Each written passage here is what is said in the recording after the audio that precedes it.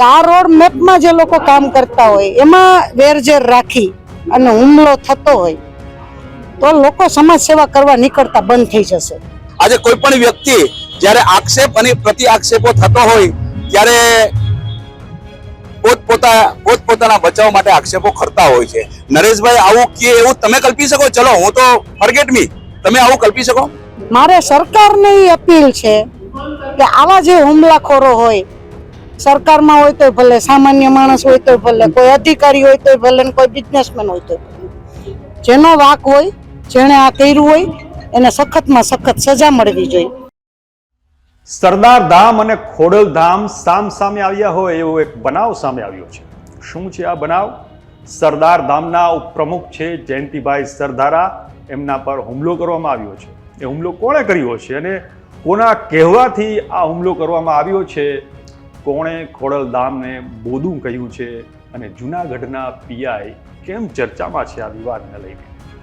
આ મામલે વાત કરવી છે આ વિડીયોમાં, કારણ કે સરદાર ધામ વર્સિસ ખોડલ ધામનો આ વિવાદ સામે આવ્યો છે. નમસ્કાર, વાઇબ્સ ઓફ ઇન્ડિયા સાથે હું ઇમરાન. રાજકોટમાં સરદાર ધામના ઉપપ્રમુખ જયંતિભાઈ સરદારાએ આક્ષેપ કર્યો છે કે જૂનાગઢના પીઆઈ સંજય પાદરિયાએ એમના પર હુમલો કર્યો છે અને તેના સીસીટીવી ફૂટેજ પણ સામે આવ્યા છે. અને આ ઘટના બાદ સંજય પાદરિયા જે પોલીસ ઇન્સ્પેક્ટર છે એમના પર હત્યાના પ્રયાસનો પણ ગુનો દાખલ થઈ શકે છે. હવે આ મામલાએ નવો વળાંક લીધો છે, કારણ કે આ મામલો હવે સરદાર ધામ અને ખોડલ ધામ વાળો બની ગયો છે. બંને સામે આવી ગયા છે. પાટીદાર સમાજના ગ્રુપમાં તો એવી પણ ચર્ચા છે કે આ હુમલો પાટીદાર સમાજના એક મોટા નેતાના કહેવાથી કરવામાં આવ્યો છે. જયંતિભાઈ સરદારાએ એવો આક્ષેપ પણ કર્યો છે કે નરેશ પટેલના કહેવાથી જ આ પીઆઈએ તેમના પર હુમલો કર્યો છે. જે રીતે તેમણે વાત રાખી છે એ શબ્દોમાં કહીએ તો પીઆઈએ મને એવું કહ્યું હતું કે નરેશભાઈ સાથે નક્કી થયું છે કે સરદાર ધામમાં કોઈ જનૂનથી કામ કરશે તો અમે તેમને પતાવી દેશું. જો કે આ મામલે ખોડલ ધામના પ્રવક્તા હસમુખ લુણાગરિયાએ શું કહ્યું એ સાંભળીએ. જે ગઈકાલે રાત્રે જે ઘટના બની એ ખરેખર નિંદનીય અને કમનસીબ ઘટના છે. આવું સમાજમાં તો ઠીક, સમાજ સિવાય પણ આવું ક્યારેય બનવું ના જોઈએ. અને આ બાબત અમારા ચેરમેન આદરણીય નરેશભાઈ હાલ ફોરેનમાં છે. આ વાતની જાણ અમે એને કરી ત્યારે નરેશભાઈએ પણ ખૂબ ચિંતા વ્યક્ત કરી અને નરેશભાઈએ પણ કીધું કે જે કાંઈ બન્યું છે એ કમનસીબ છે, આવું ક્યારેય બનવું ના જોઈએ. અને સીધા જ આક્ષેપ નરેશભાઈ ઉપર કરવામાં આવ્યા છે. શું કહેશો? જી, નરેશભાઈ પર જે આક્ષેપ કરવામાં આવ્યા છે એ જયંતિભાઈ બોલ્યા છે, પણ એ જયંતિભાઈનો અંગત મામલો છે. ત્યારે નરેશભાઈ ક્યારેય કોઈનું અહિત કલ્પી પણ ન શકતા હોય, ત્યારે હુમલા જેવી બાબતમાં નરેશભાઈ અને ખોડલધામ સાથે હોય અને એમના કહેવાથી થયું હોય તો એ વાત તો યોગ્ય નથી. એ જયંતિભાઈનો અંગત મામલો છે. નરેશભાઈ ક્યારેય આવું વિચારી બી ના શકે, ક્યારેય કલ્પી બી ના શકે.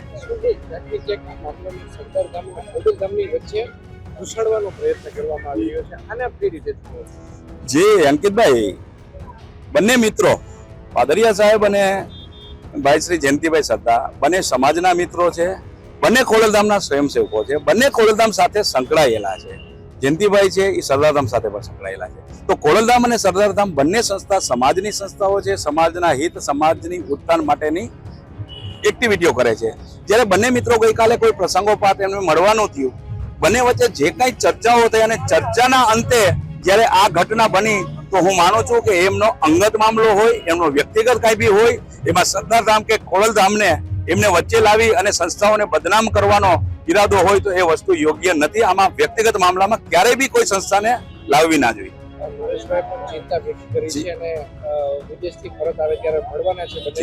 જી, નરેશભાઈએ વિદેશ બેઠા આ બાબતની જાણ થઈ એટલે એમને ખૂબ ચિંતા વ્યક્ત કરી અને કીધું છે કે આ ઘટના કમનસીબ છે. જ્યારે ભાઈ હું ભારતમાં અને રાજકોટ આવું છું ત્યારે હું સમાજના અગ્રણીઓ સાથે બેસી આ બાબત ચોક્કસ વિચાર વિમર્શ કરીશું અને આ બાબત જે કંઈ હશે એમાં કરવું ઘટશે એ કરીશું અને ભવિષ્યમાં ક્યારેય બી આ બાબત ના બને એનું આપણે 100% ચર્ચા કરીશું.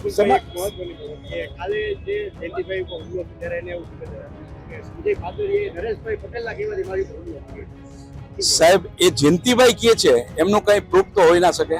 આજે કોઈ પણ વ્યક્તિ જ્યારે આક્ષેપ અને પ્રતિ આક્ષેપો થતો હોય ત્યારે પોતપોતાના બચાવ માટે આક્ષેપો કરતા હોય છે. નરેશભાઈ આવું કે એવું તમે કલ્પી શકો? ચલો હું તો ફોરગેટ મી, તમે આવું કલ્પી શકો? ભૂતકાળમાં ક્યારે આવું નરેશભાઈ કીધું છે? અરે સાહેબ, નરેશભાઈ કે ખોડલધામ સંસ્થા આવા હુમલા કરાવવામાં ક્યારેય આજ બી ના હોય, ગઈકાલે બી નથી અને ભવિષ્યમાં બી ના હોય. એટલે એ એમનો અંગત આક્ષેપ છે. સંસ્થાને આમાં ખોટું કઈ લેવા દેવા છે નહીં અને સંસ્થાને આમાં લાવી બી ના જોઈએ.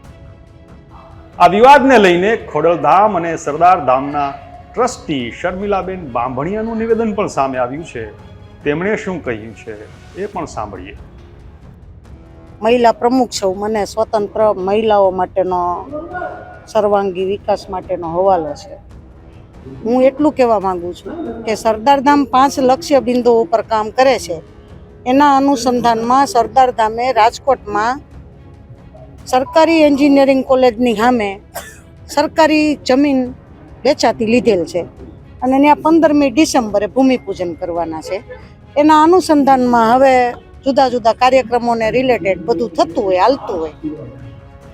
હવે સરદારધામ ક્યારેય કોઈ સંસ્થા ઉપર વેરભાવ કે ઝઘડા કે એને કોઈ આરે કાંઈ ખરાબ રીતે લેવા દેવા કે એવું કાંઈ હોતું નથી.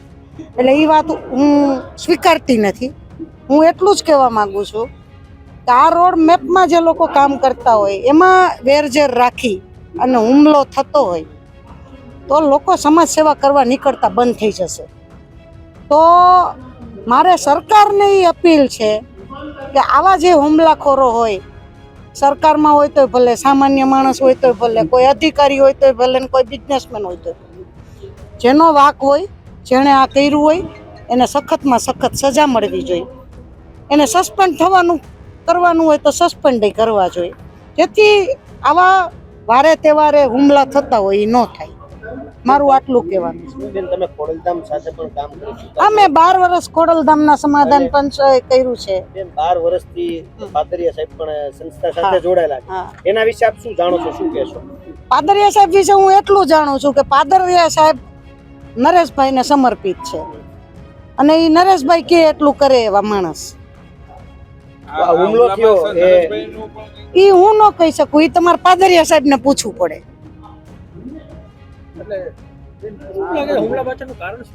હુમલા પાછળનું કારણ ઘણી વખત છે ને લોકો અલગ અલગ ટ્રસ્ટના લોકો ઉત્સાહમાં આવી જતા હોય. એના હિસાબે એમ થતું હોય. જયંતિભાઈએ જેમ કીધું એમ કે હું ત્યાં જમવા ગયો તો મને એમ કીધું તું સરદારધામનો ઉપપ્રમુખ કેમ બન્યો. ભાઈ, મારે ક્યાં બનવું ક્યાં ન બનવું મારી અંગત વાત છે ને. મને કોઈ હા પાડવા વાળું ના પાડવા વાળું કોણ, એવું જયંતિભાઈ કીધું હોય કદાચ ને એમાં ઉશ્કેરણી થઈ હોય. બેન, સરદારધામ જે રીતે આગળ વધી રહ્યું, આ જો ખોડલધામ કામ કરતું હોય, ઉમિયાધામ કામ કરતું હોય, સરદારધામ પોતાના 5 લક્ષ્ય બિંદુ ઉપર કામ કરે અને એ લક્ષ્ય બિંદુ ઉપર પોઝિટિવલી કામ કરે છે.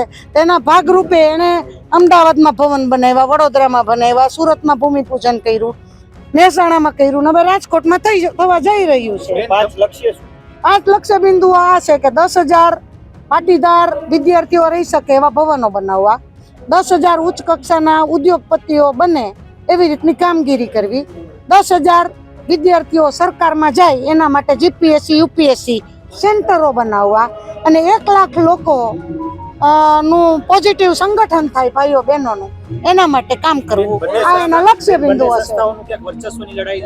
ના, મને એવું નથી લાગતું. દબાવવાના પ્રયત્નમાં એવું હોય કે મને હુમલો થયો ત્યાં હું ગઈ હતી તો અમુક ટ્રસ્ટીઓ વાતું કરતા હતા કે અમને નરેશભાઈનો ફોન આવ્યો હતો કે તમે આ ટ્રસ્ટમાં કેમ જોડાણા, અથવા એના નરેશભાઈના કોઈ ભાઈબંધોના ફોન આવ્યા કે તમે કેમ સરદારધામમાં ટ્રસ્ટીઓ બન્યા. હવે આવી વાતો થતી હતી, મેં સાંભળી હતી કાલે. ના, હું એના વિશે કઈ ટિપ્પણી ન કરી શકું. તો આ મામલે આપનું શું કહેવું છે અમને કોમેન્ટ કરીને જણાવજો, કારણ કે આ ગંભીર મામલો છે અને આ ગુજરાતની કાયદો અને વ્યવસ્થાનો સવાલ તો છે જ, પણ સાથે સાથે આ એક સમાજનો મામલો છે જેના બંને નેતાઓ છે એ સામે આવી ગયા છે.